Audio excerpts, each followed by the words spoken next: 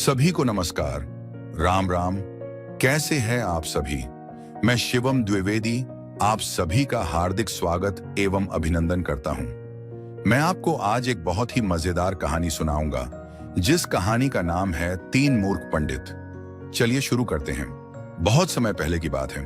एक छोटे से गांव में तीन पंडित रहते थे। उनका नाम था रामप्रीत, श्यामलाल और गोविंद। ये तीनों पंडित अपनी विद्या और ज्ञान के लिए प्रसिद्ध थे, लेकिन उनमें एक अजीब बात थी, वे मूर्ख भी थे। एक दिन पंडित राम ने कहा, मैंने सुना है कि जो सबसे बड़ा विद्वान होता है उसे सबसे कठिन प्रश्न का उत्तर देना चाहिए। उसके बाद उन्होंने एक प्रश्न सोचा। पंडित श्याम ने कहा, तो हम एक प्रश्न का उत्तर देने की प्रतियोगिता रखते हैं। जो सही उत्तर देगा वही सबसे बड़ा विद्वान होगा। तीनों पंडितों ने मिलकर तय किया कि वे एक पहेली का उत्तर देंगे। पंडित हरि ने कहा, मेरे पास एक पहेली है।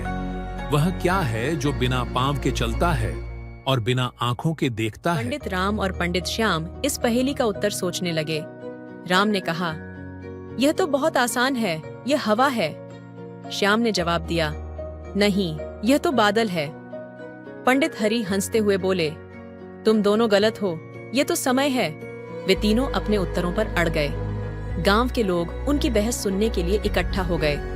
एक गांव वाला बोला, क्यों ना हम एक ज्ञानी व्यक्ति से पूछें। गांव वाले ने गांव के बुजुर्ग से पूछा, जिसने उनकी बहस सुनी। बुजुर्ग ने मुस्कुराते हुए कहा, बच्चों, यह पहेली बहुत सरल है। जो चीज बिना पांव के चलती है और बिना आंखों के देखती है, वह तो नदी है। नदी बहती है और उसका प्रवाह देख नहीं सकता, लेकिन तुम तीनों इस बात को समझ नहीं पाए। पंडितों ने अपनी मूर्खता को महसूस किया।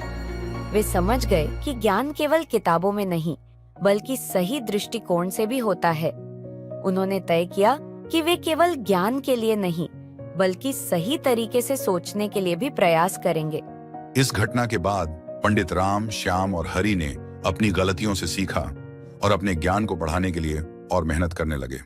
गांव वाले भी उनकी इस बदलाव को देखकर हैरान रह गए और उन्होंने फिर से उन्हें आदर के साथ पंडित कहना शुरू कर दिया। इस तरह तीन मूर्ख पंडितों ने अपनी मूर्खता से सबक सीखा और अपने ज्ञान को और बढ़ाने की दिशा में कदम बढ़ाया। हमें इससे शिक्षा ये मिलती है कि कभी भी खुद की विद्वत्ता पर घमंड नहीं करना चाहिए। धन्यवाद।